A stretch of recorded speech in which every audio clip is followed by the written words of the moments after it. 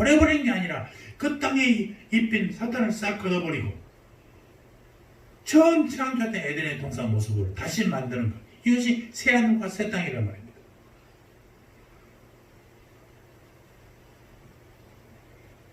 하지만 아무리 많은 대적이 우리를 에워싸고 온갖 할지라도 우리가 하나님을 의지하게 되면요 승리한다는 사실을 오늘 본문은 우리에게 말씀하고 있는 것입니다.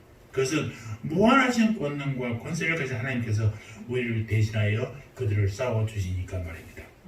그럼 우리는 참으로 무한 사람이라고요? 행복한 사람이다 라는 것입니다.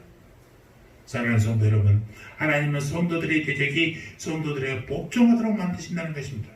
29절에 뭐라니까 내가 그들의 높은 것을 밟으리로다 라고 한 것은 성도들이 개가를 부리며 대적들 위로 행진하여 지나갈 것이라는 뜻이에요.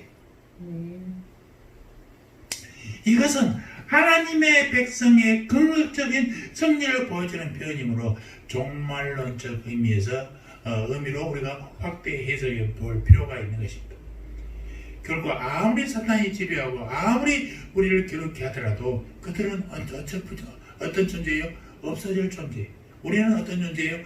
승리할 수밖에 없는 존재예요. 왜? 하나님이 나와 함께 하시는 동안 여러분 하나님과 늘 동행하는 여러분들 삶이 되시기 바랍니다.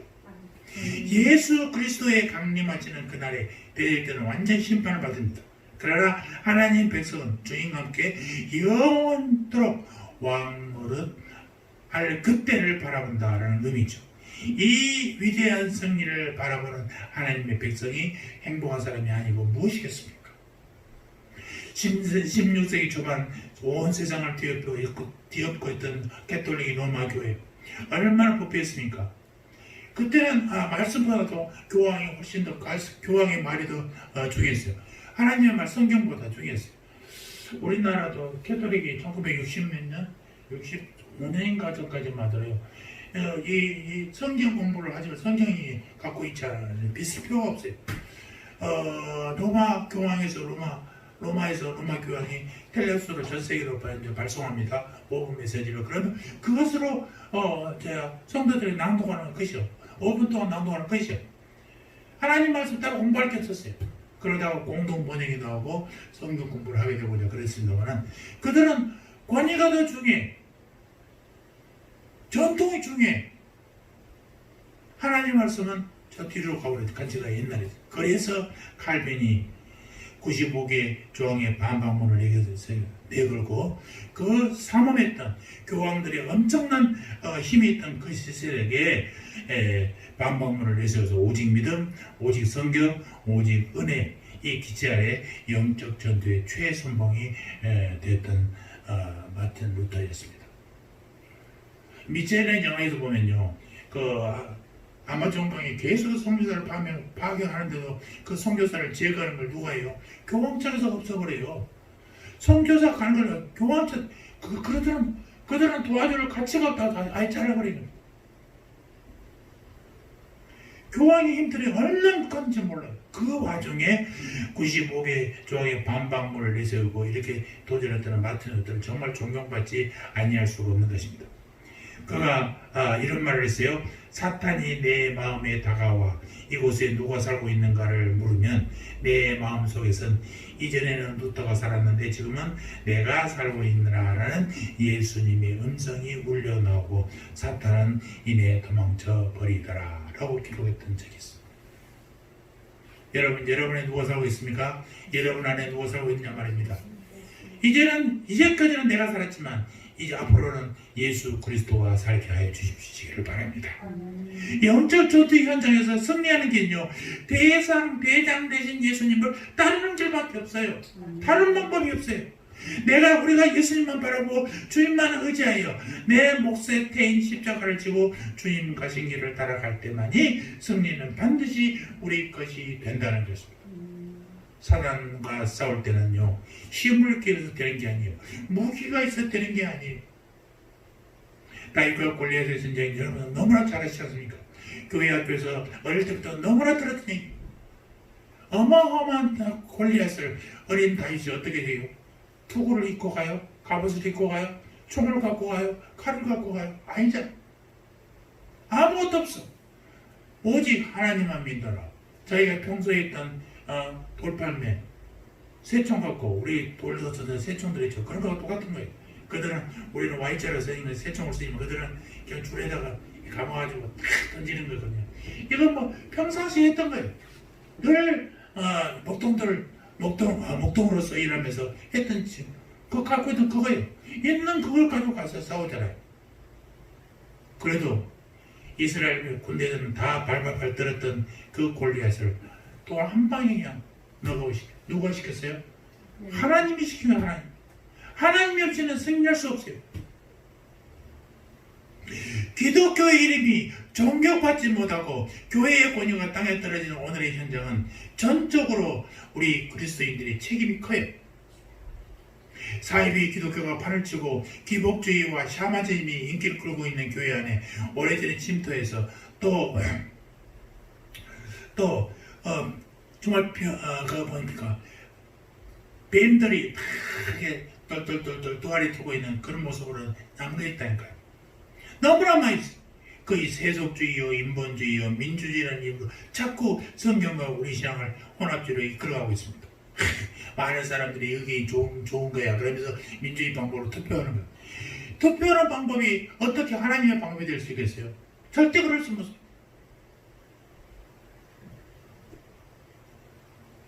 중국의 아주 큰 교회, 전통이 있는 우리나라 교회에 친구가 장로가 되려고 지금 3번이나 장로가 되다가 떨어졌는데 이제 우리 나이 이제 얼마 됐지 않으면 뭐 장로 대화에 몇 년 못 있고 이제 벗어야 되는 그래. 명예장로가 돼야 되는데 3번이나 떨어졌어요. 왜 그러냐? 돈을 써야 되는데 기존 장로를 밥 사줘야 되고 용돈 줘야 되고 그렇대. 내가 그 소리 듣고 깜짝 놀랐어요. 그래서 집사님, 그런 거라면 장로 되지 마세요. 장로의 묘비에 장로라고 보여도 무슨 그게 창피입니까? 이번에 목사님 오셔갖고 그 부교육자들 투표권을 싹 없애버렸어요. 왜냐? 부교육자들이 엄청 많잖아요. 그럼 내가 사역하는 교회 그 부서의 교육자들이 다 자기 표가 되는 거예요. 그럼 다 선물 주고 그러면 다 내 표가 되는 거예요. 그게 무슨 의미가 있냐? 무슨 의미가 있어?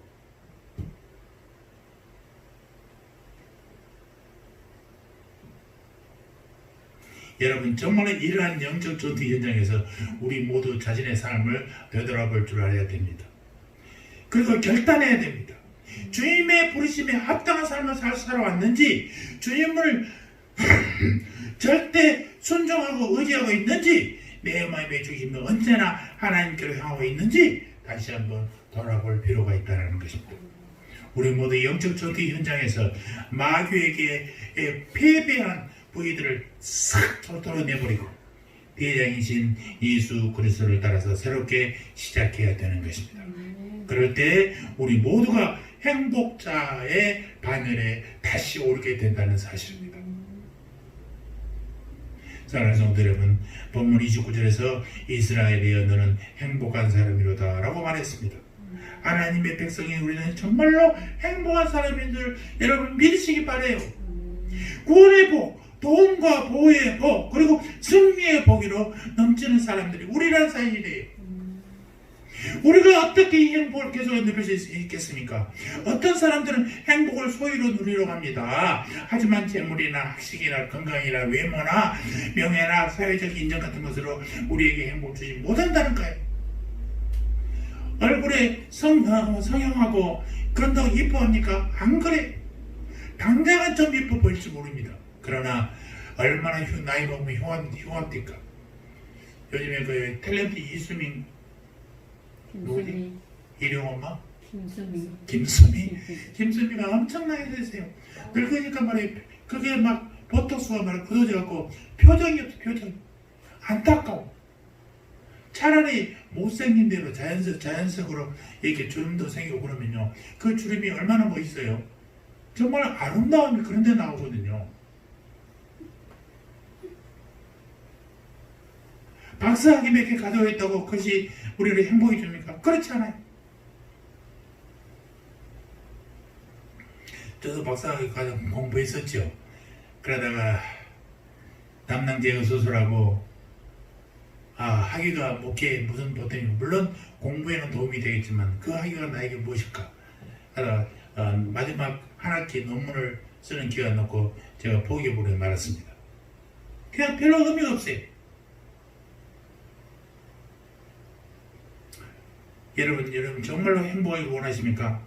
어떤 사람들은요 마음의 평정을 통해서 행복을 누리기를 원합니다. 기독교인들, 그리스도인들이라는 사람들이 교회에 무슨 평생 뭐라 하더라 그런 문화 교실에서 명상을 해. 명상을 난 미치겠어.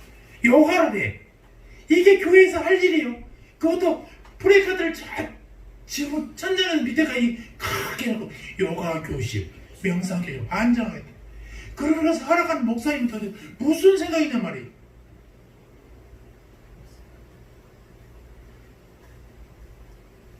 어떤 심리학자들은요 이런 얘기했어요. 행복한 사람이 지니는 4대 심리 요소가 있는데 자긍심이 높아야 된다, 절제심이 있어야 된다, 낙관적인 태도가 있어야 된다, 외향적인 태도가 있어야 된다고 했어요.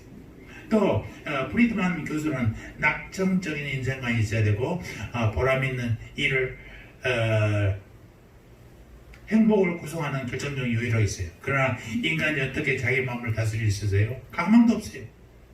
우리는 하나님의 말씀을 지킴으로 행복해진다는 것을 여러분 잊지 마시기 바랍니다. 인류에게 불행이 찾아온 것은 인류의 조상 아담 부부의 말씀 불순종 때문이었지 그들이 무엇이 없어서 그런 게 아니에요. 학교를 안 나와서 그런 게 아니에요. 여러분 우리 주님의 말씀을 한번 들으시기 바랍니다. 신명기 10장 13절 우리 찾아서 크게 한번 읽어봅시다. 신명기 10장 13절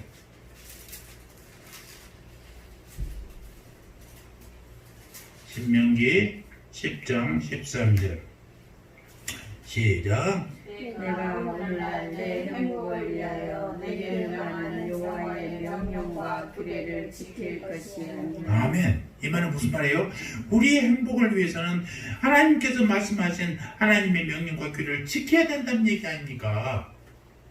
우리는 이미 예수님을 믿음으로써 행복할 수밖에 없는 존재가 되었어요. 이 행복을 어떻게 누리겠느냐예요. 행복의 조건은 충분히 줬는데 누리는 사람 누가 내가 누려야 되는 거예요. 하나님의 명령과 규례를 지켜야 된다는 것입니다. 믿음의 사람들이 행복을 누리려면요 말씀을 준행하면 되는 거예요. 돈이 없어도 명예나 권세가 없어도 말씀을 준행하면 주님께서 우리에게 주시는 행복을 누릴 수 있고 그 행복은 끊이지 않게 주신다라고 말씀하고 계신다는 것입니다. 여러분 주님의 계명을 지키는 삶을 사시기 바랍니다. 그럴 때 정말 특별한 경우가 아니면 건강하게 되고 자녀도 잘 되고 평안한 삶이 기다리고 있어요. 말씀 순종의 삶을 살게 될 때에 자긍심도 생기는 것이고 절제심도 생기는 것이고 낙관적인 태도, 외향적인 태도도 갖게 되어지게 되는 것입니다. 낙천적 인생관, 사랑, 보람 있는 일 이런 거 다 따라오게 되는 거예요. 때때로 찾아오는 고난의 광야도 우리를 불행하게 하는 것이 아니라 주님에게로 가까이 이끄는 훈련의 과정이요 결국 우리를 행복하게 하기 위함이라는 사실을 잊지 마시기 바랍니다. 마지막 신명기 8장 16절 한번 읽고 마치겠습니다.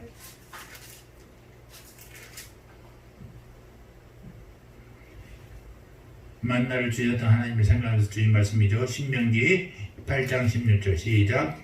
내 열조도 알지 못하던 만나를 광야에서 내게 먹이셨나니 이는 다 너를 낮추시며 너를 시험하사 마침내 내게 복을 주려 하셨음이었느니라. 고통도 힘든 일도 결국 뭐요? 우리에게 주님께서 복을 주게 하기 위해서라는 사실입니다. 이스라엘이여 행복한 자로다.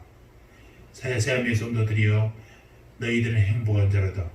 평생 동안 여러분의 마음속을 이 말씀 담아서 주님께 영광 돌릴 성도의 삶을 살아가는 여러분들 되시기를 주님의 이름으로 축원합니다. 아멘. 하나님 우리 아버지 추석 명절을 건강에 보내주님도 감사합니다. 오늘 또 말씀으로 우리의 영혼을 성령 지켜주님도 감사합니다.